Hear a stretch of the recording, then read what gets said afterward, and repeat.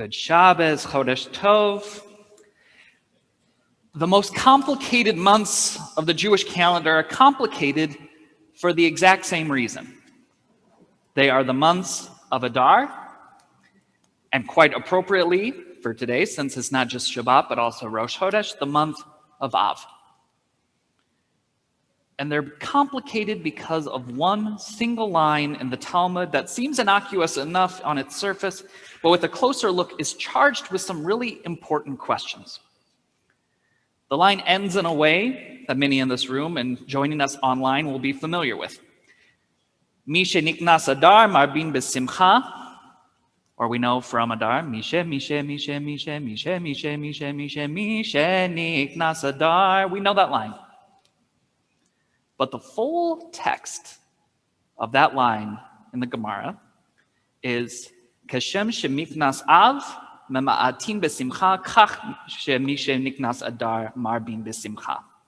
Just as the one who welcomes in the month of Av begins and decreases happiness, so too when Adar begins, we increase our happiness. Innocent enough, right? Adar is the month of Purim, right? So it's a month of joy and of silliness and frivolity. It makes sense to increase our happiness. And Av begins with the 9 days and leads into the saddest day of the year, with Tisha B'Av. So yeah, it makes sense that we decrease our happiness. Or if you want to look at it in the opposite way, of increasing our sadness. Theologically, we're there. That makes perfect sense to us. There's a cogent argument from the rabbis that certain months with certain holidays should be celebrated with appropriate emotion. But psychologically, this concept is radical, if not altogether seemingly oblivious to how human emotion works.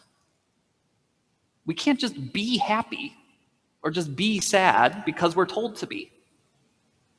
If you want to try this out, just tell someone who is upset or frustrated, especially if they're upset or frustrated with you, to calm down and then let me know how that goes.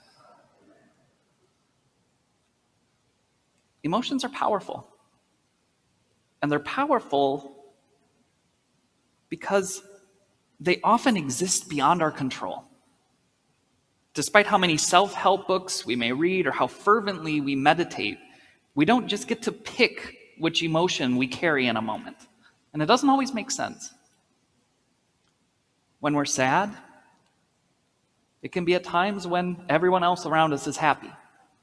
When we're happy, it might be despite real challenges and real struggles that are going on in our lives.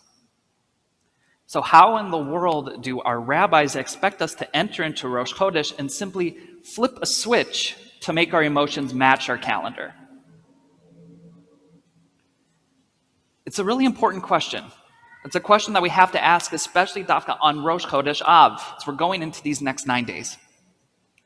And I think one of the ways that we can understand this is first by using a little bit of the midah of Dan L'Chafzut, of giving our rabbis the benefit of the doubt. Because Chazal, HaChachamim Shalanu, Zichronam Livracha, our sages of blessed memory, had their faults and their shortcomings for sure, and we see those faults and shortcomings, especially when we come at them from a modern lens. But they were not dumb. Quite the opposite. They were incredibly intelligent about a lot of different things, and especially when it came to the human psyche. So what if this charge to increase our joy in Adar and to decrease our joy or increase our sadness starting today with Rosh Chodesh Av is not about displaying sadness, is not about shifting to sadness or trying to force unhappiness, but is rather about confronting, analyzing, and seeing those particular emotions in ways that we don't often allow for ourselves. At its ikar, at its essence, Rabbinic Judaism, and when I say Rabbinic Judaism, I am referring to all of us in this room. We are all products of the Judaism instituted by the rabbis, is about putting ourselves into the cosmic story of the Jewish people, even when, especially when, that story is so far away from us in time, in place, and in relevance. So let me speak for myself personally. The destruction of the Beis HaMikdash, the destruction of the Holy Temple, doesn't bring tears to my eyes. It doesn't shatter me to my core like it did our ancestors. And I think the rabbis know this about me. And I'm using the me here as the universal me for all of us in this room. The Jew of a faraway place in a faraway future. That is who the rabbis are thinking of. And so rather than saying, okay, well, if you don't get the destruction of the temple, if the temple's destruction doesn't bring tears to your eyes, doesn't break your heart, then you're out. The rabbi said something very different, and they tried to teach us something very different. That teaching that's in the Talmud, that one line in the Talmud, Keshem shemiknas av ma'atim b'simcha, that in Av we decrease our joy and our happiness, is a teaching that challenges us, saying, I know you weren't here when the temple was destroyed. You will never know what that specific sadness and despair feels like. You won't ever get it.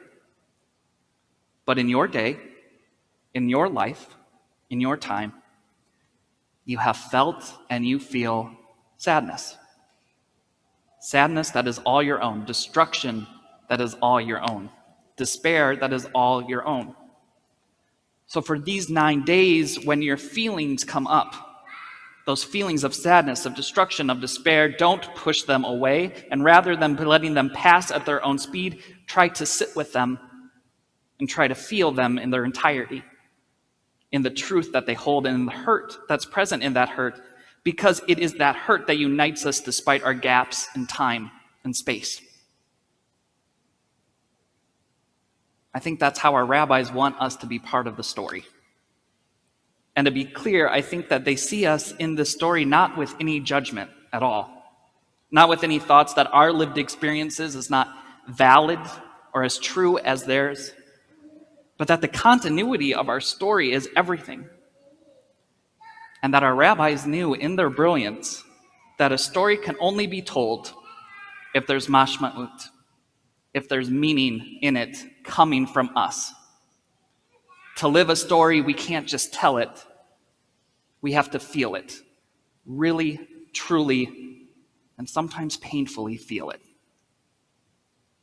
And so over the next 2 months, as we prepare for the Chagim, for the High Holy Days, I'm going to be talking about this a lot, and probably to a point of frustration and irritation, so I apologize in advance. But I'm going to do so because I believe that there's nothing more important to our Yiddishkeit than understanding its meaning in our lives and how it is that we are supposed to be characters, protagonists of this epic, and not narrators. Today we begin not telling, but living the chapter of our destruction, our diaspora, our expulsion.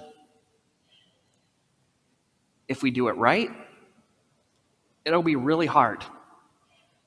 It will be painful, but it will be invaluable in the meaning and profundity that it gives our lives. And in 9 days, when we are in a unified brokenness, we will, please God, keep living that story to begin our healing, our consolation, our repair. And we will start to get to work. Because there's tshuva that needs to be done. There's fixing. There's urgency for a story that is still being told. Like the one who ushers in the month of Av decreases their joy, may our decrease in joy be the increase in our being present with our toughest emotions. And may we recognize that when we look in, that when we sit with all of those things that hurt, that frustrate, that aggravate, we do so in the safety of community, in the safety of family. We do so in the safety of this family of ours, in the safety of the family that is here and now, in the safety of the family that was 2,000 years ago, and please God, in the safety of the family that will exist 2,000 years from now, as they pick up the story and make it their own. That will say Shabbat Shalom, Chodesh Tov,